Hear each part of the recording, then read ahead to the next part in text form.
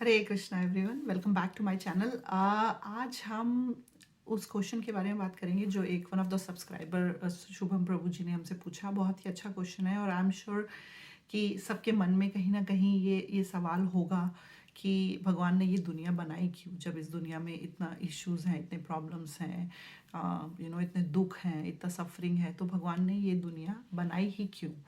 तो उस सवाल का जवाब देते हुए आज ये हम वीडियो, इस पूरी वीडियो का फोकस उस क्वेश्चन के आंसर पे है। तो सबसे पहले तो कहने का मैं ये समझाना चाहती हूँ कि जब हम जो भी जितनी भी सोल्स हैं, we are not the body, we are the spirit souls, right. हम ब्रह्मास्मि, हम ये आत्मा हैं, हम शरीर नहीं हैं। ये समझना बहुत ज़रूरी है। तो जो जितनी भी सोल्स हैं वो भगवत धाम में भगवान के साथ, हम सब वहाँ पे आनंद से थे और सब कुछ अच्छे से चल रहा था, कोई इशू नहीं था, कोई परेशानी नहीं थी, सब कुछ जीवन मंगलमय था। जब वहाँ पे हमने देखा कि वहाँ पे सिर्फ एक ही कंट्रोलर है, भगवान श्री कृष्ण। और भगवान सभी चीज़ों के निर्माता हैं, सब कुछ करने वाले वो हैं, कंट्रोलर वही हैं, प्रोप्राइटर वही हैं। सब कुछ भगवान के आदेश अनुसार चल रहा है। तो उस टाइम कभी हमारे मन में ऐसा एक ख्याल या एक इच्छा या डिज़ायर हुई कि मैं क्यों नहीं कंट्रोल कर सकता, जैसे भगवान कंट्रोल कर रहे हैं, भगवान यहाँ पे ईश्वर हैं, तो क्यों क्यों मुझे ये मौका नहीं मिले कि मैं भी अपने जीवन का कंट्रोल अपने आप से करूं, है ना। अपने खुद से चलूं, खुद से चीज़ें सॉर्ट आउट करूं, खुद से अपने जीवन में डिसीजन लूं, जो भी करना है मैं अपनी मर्जी से कर सकूं, मैं अपना स्वामी खुद बन जाऊं, ऐसा हमारे मन में ख्याल आया। तब जब हमने भगवान से इस बात पे इस विद्रोह किया, ये हमने बोला कि नहीं, यहाँ पे तो सिर्फ आप ही भगवान हो, आप ही का आदेश चलता है, हमें भी, तो भगवान ने हमें समझाया कि तुम कंट्रोल नहीं कर सकते, तुम पार्ट एंड पार्सल हो मेरे। हाँ, भगवान ने हमें बताया कि तुम्हारा जो साइज है, अगर आप देखिए एक आत्मा का साइज भगवत गीता में बताया गया है, tip of one divided by 10,000 part of, जो बाल है हमारे, उस बाल की टिप का भी 10 डिवाइड करें उसको 10,000वें भाग से, वो हमारा उसका साइज है। तो भगवान ने हमें समझाया कि तुम कंट्रोल नहीं कर सकते चीज़ें, तुम उस तरह से व्यवस्था नहीं कर सकते, संभाल नहीं सकते और इंडिपेंडेंटली नहीं खुश रह पाओगे।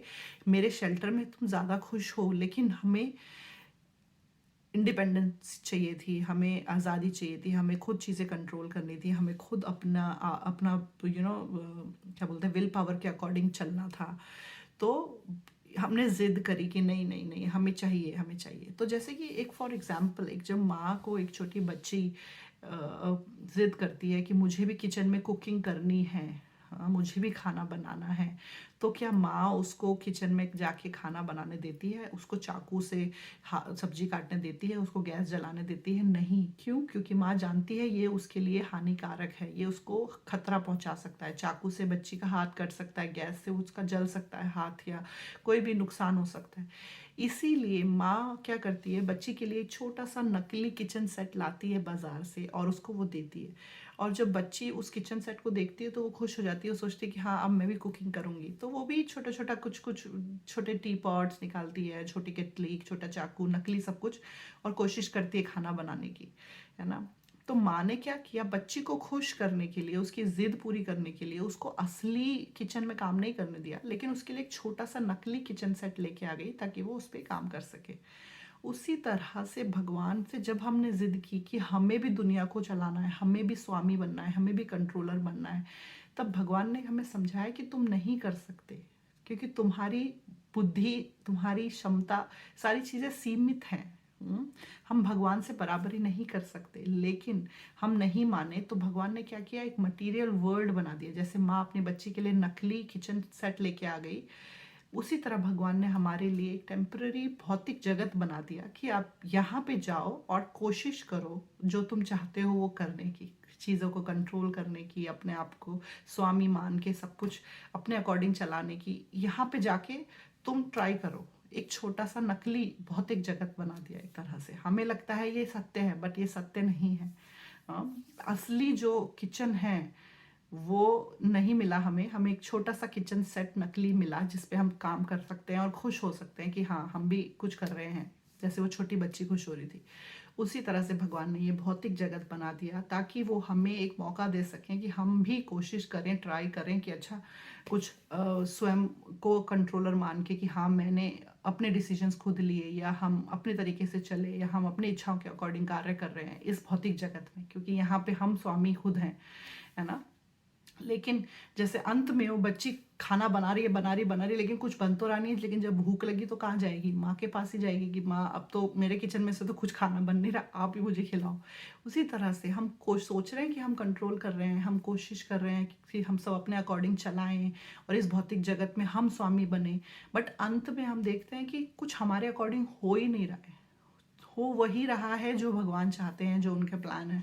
हम सिर्फ कोशिश कर रहे हैं, लेकिन उसके अकॉर्डिंग चीज़ें नहीं चल रही हैं। कुछ चीज़ें होती हैं लेकिन कुछ नहीं होती हैं, तो आशा निराशा ये सब लगा हुआ है।